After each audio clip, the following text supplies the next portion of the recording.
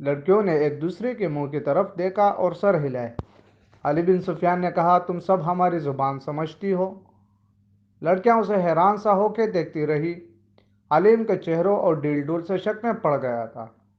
وہ لڑکیوں کے پیچھے جا کھڑا ہوا اور عربی زبان میں کہا، ان لڑکیوں کے کپڑے اتار کر ننگا کر دو اور 12 وحشی قسم کے سپاہی بلا لاؤ۔ تمام لڑکیاں بدھک کر پیچھے کو مڑی۔ دو تین نے بیک وقت بولنا شروع کر دیا اور عربی زبان بول رہی تھی۔ لڑکیوں کے ساتھ تم ایسا سلوک نہیں کر سکتے، ایک نے کہا۔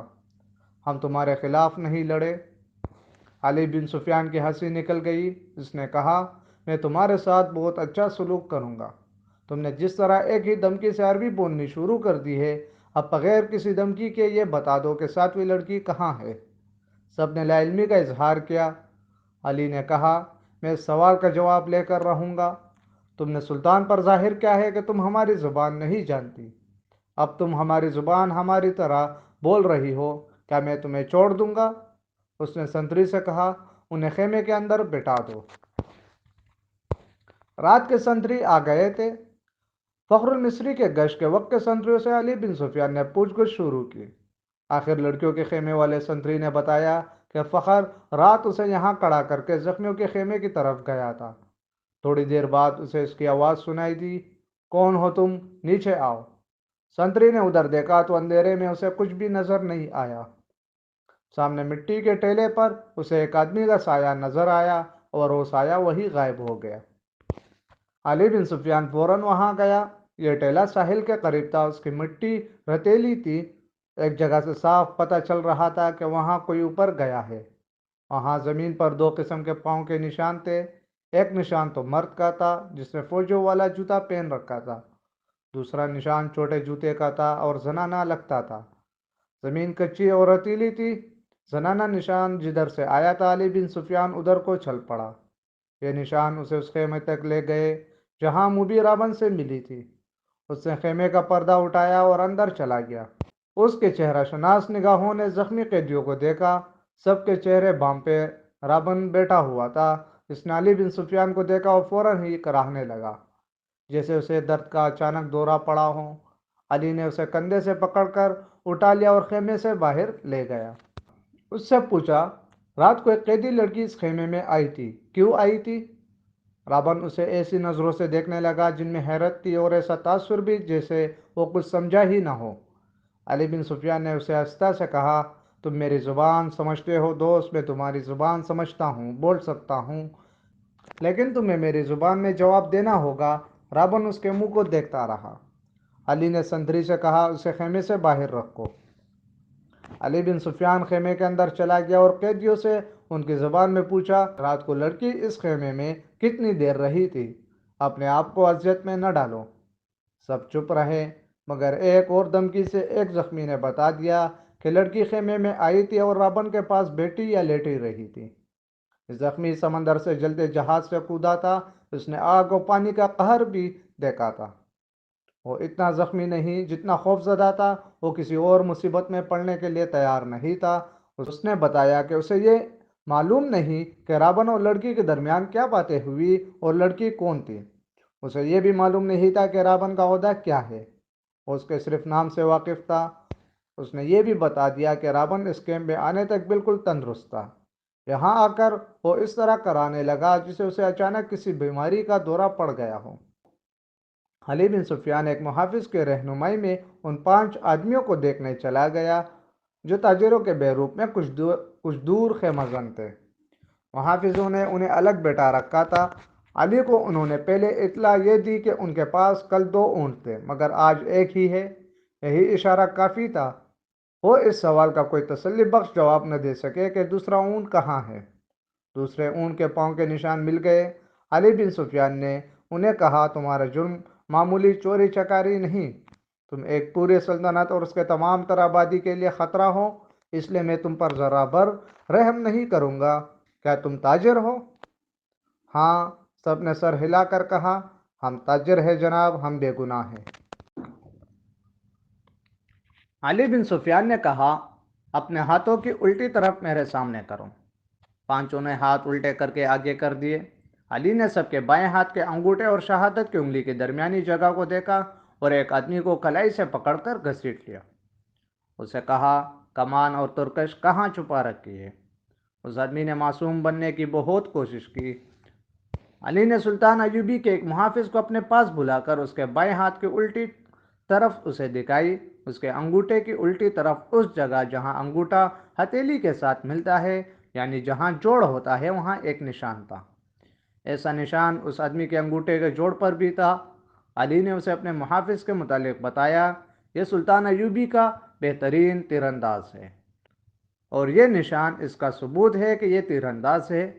اس کے انگوٹھے کی الٹی طرف ایک مدھم سا نشان تھا، جیسے وہاں بار بار کوئی چیز رگڑی جاتی رہی ہو۔ یہ تیروں کی رگڑ کے نشان تھے۔ تیر دائیں ہاتھ سے پکڑا جاتا ہے، کمان بائیں ہاتھ سے پکڑی جاتی ہے۔ تیر کا اگلا حصہ بائیں ہاتھ کے انگوٹھے پر ہوتا ہے، اور جب تیر کمان سے نکلتا ہے تو انگوٹھے پر رگڑ کہا جاتا ہے۔ ایسا نشان ہر ایک تیر انداز کے ہاتھ میں ہوتا ہے۔ علی بن سفیان نے کہا، ان 5 میں تم اکیلے تیر انداز ہو، کمان اور ترکش کہاں ہے؟ پانچوں چپ رہے۔ علی نے ان 5 میں سے ایک کو پکڑ کر محافظوں سے کہا، اس کو اس درخت کے ساتھ باندھ دو۔ اسے کھجور کے درخت کے ساتھ کڑا کر کے باندھ دیا گیا۔ علی نے اپنے تیر انداز کے کان میں کچھ کہا۔ تیر انداز نے کندھے سے کمان اتار کر اس میں تیر رکھا اور درخت سے بندھے ہوئے آدمی کا نشانہ لے کر تیر چھوڑا۔ تیر اس آدمی کے دائیں آنکھ میں اتر گیا، وہ تڑپنے لگا۔ علی نے باقی 4 سے کہا، تم میں کتنے ہیں جو صلیب کی خاطر اس طرح تڑپ تڑپ کر جان دینے کو تیار ہے؟ اس کی طرف دیکھو۔ انہوں نے دیکھا، وہ آدمی چیخ رہا تھا، تڑپ رہا تھا، اس کے آنکھ سے خون بری طرح بہہ رہا تھا۔ میں تم سے وعدہ کرتا ہوں، علی بن سفیان نے کہا، کہ باعزت طریقے سے تم سب کو سمندر پار بیچ دوں گا۔ دوسرے اونٹ پر کون گیا ہے؟ کہاں گیا ہے؟ تمہارا اپنا ایک کماندار ہمارا ایک اونٹ ہم سے چھین کر لے گیا ہے، ایک آدمی نے کہا۔ اور ایک لڑکی بھی، علی بن سفیان نے کہا۔ تھوڑی ہی دیر بعد علی بن سفیان کے فن نے ان سے اعتراف کروا لیا کہ وہ کون ہے اور کیا ہے، مگر انہوں نے یہ جھوٹ بولا کہ لڑکی رات خیمے سے بھاگ آئی تھی، اور اس نے بتایا کہ صلاح الدین ایوبی نے رات اسے اپنے خیمے میں رکھا تھا۔ اس نے شراب پی رکھی تھی اور لڑکی کو بھی پلائی تھی۔ لڑکی گھبراہٹ اور خوف کے عالم میں آئی تھی۔ اس کے تعاقب میں فخر المصری نام کا ایک کماندار آیا، اور اس نے جب لڑکی کی باتیں سنی تو اسے ہمارے اونٹ پر بٹھا کر زبردستی لے گیا۔ انہوں نے وہ تمام بہتان علی بن سفیان کو سنائے جو لڑکی نے سلطان ایوبی پر لگائے تھے۔ علی نے مسکرا کر کہا، تم 5 تربیت یافتہ عسکری اور تیر انداز، اور ایک آدمی تم سے لڑکی بھی لے گیا، اور اونٹ بھی۔ اس نے انہی کی نشانی پر زمین میں دبائی ہوئی کمان اور ترکش بھی نکلوا لی۔ ان 4 کو خیمہ گاہ میں بھجوا دیا گیا۔ 5واں آدمی جو درخت کے تنے کے ساتھ بندھا ہوا تھا، تڑپ تڑپ کر مر چکا تھا۔ ان کے پاؤں کے نشان صاف نظر آ رہے تھے۔ علی بن سفیان نے نہایت سرعت سے 10 سوار بلائے اور انہیں اپنے کمان میں لے کر اس طرف روانہ ہو گیا جس در اونٹ گیا تھا، مگر اونٹ کے روانگی اور اس کے تعاقب میں علی بن سفیان کی روانگی میں 14-15 گھنٹوں کا فرق تھا۔ اونٹ تیز تھا اور اسے آرام کی بھی زیادہ ضرورت نہیں تھی۔ اونٹ پانی اور خوراک کے بغیر 6-7 دن تر و تازہ رہ سکتا ہے۔ اس کے مقابلے میں گھوڑوں کو راستے میں کئی بار آرام، پانی اور خوراک کی ضرورت تھی۔ ان عناصر نے تعاقب ناکام بنا دیا۔ اونٹ نے 14-15 گھنٹوں کا فرق پورا نہ ہونے دیا۔ فخر المصری نے تعاقب کے پیش نظر قیام بہت کم کیا تھا۔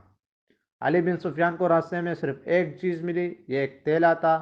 اس نے رک کر تیلا اٹھایا، کھول کر دیکھا، اس میں کھانے پینے کی چیزیں تھیں۔ اسی تیلے میں ایک اور تیلا تھا، اس میں بھی وہی چیزیں تھیں۔ علی بن سفیان کے سونگنے کی تیز حس نے اسے بتا دیا کہ ان اشیاء میں حشیش ملی ہوئی ہے۔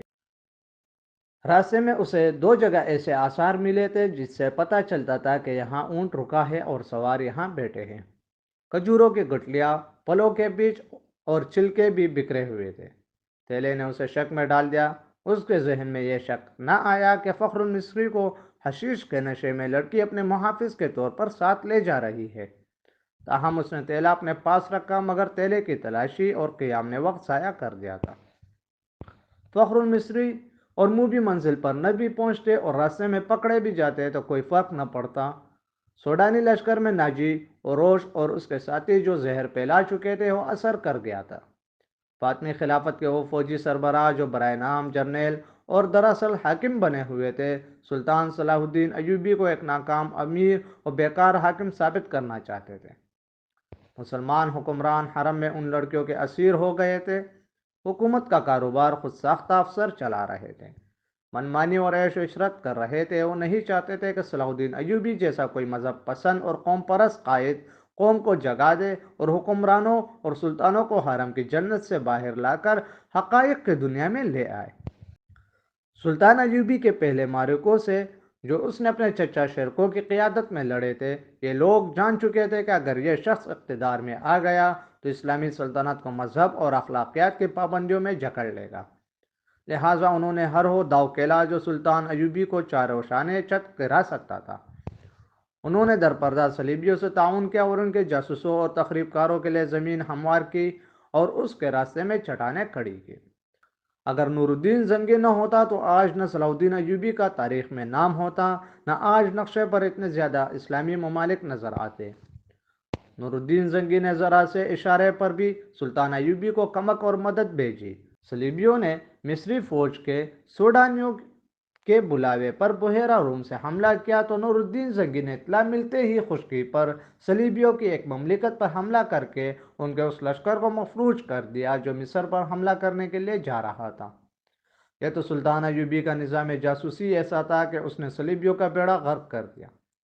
اب علی بن سفیان نے زنگی کی طرف برق رفتار قاصد یہ خبر دینے کے لیے دوڑا دیے تھے کہ سوڈانیوں کی بغاوت کا خطرہ ہے اور ہماری فوج کم بھی ہے، دو حصوں میں بڑھ بھی گئی ہے۔ قاصد پہنچ گئے تھے اور نور الدین زنگی نے خاصی فوج کو مصر کی طرف کوچ کا حکم دے دیا تھا۔ بعض مورخین نے اس فوج کی تعداد 2000 سوار اور پیادہ لکھی ہے اور کچھ اس سے زیادہ بتاتے ہیں۔ بہرحال زنگی نے اپنی مشکلات اور ضروریات کی پرواہ نہ کرتے ہوئے سلطان ایوبی کی مشکلات اور ضروریات کو اہمیت اور اولویت دی، مگر اس کی فوج کو پہنچنے کے لیے بہت دن درکار تھے۔ مسلمان نام نہاد فوجی اور دیگر سرکردہ شخصیتوں نے دیکھا کہ مصر میں سلطان ایوبی کے خلاف بے اطمینانی اور بغاوت پھوٹ رہی ہے تو انہوں نے اسے ہوا دی۔ درپردہ سوڈانیوں کو اکسایا اور اپنے مخبروں کے ذریعے یہ بھی معلوم کر لیا کہ سوڈانیوں کے سالاروں کو مروا کر خفیہ طریقے سے دفن کر دیا گیا ہے۔ سوڈانی لشکر کے کم رتبے والے کماندار سالار بن گئے اور صلاح الدین ایوبی کے اس قلیل فوج پر حملہ کرنے کے منصوبے بنانے لگے جو مصر میں مقیم تھی، اور سلطان ایوبی کی آدھی فوج اور سلطان کی دارالحکومت سے غیر حاضری سے فائدہ اٹھانا چاہتے تھے۔ منصوبہ ایسا تھا کہ جس کے تحت 50,000 سوڈانی فوجی سیاہ گٹا کی طرح مصر کے آسمان سے اسلام کے چاند کو روپوش کرنے والی تھی۔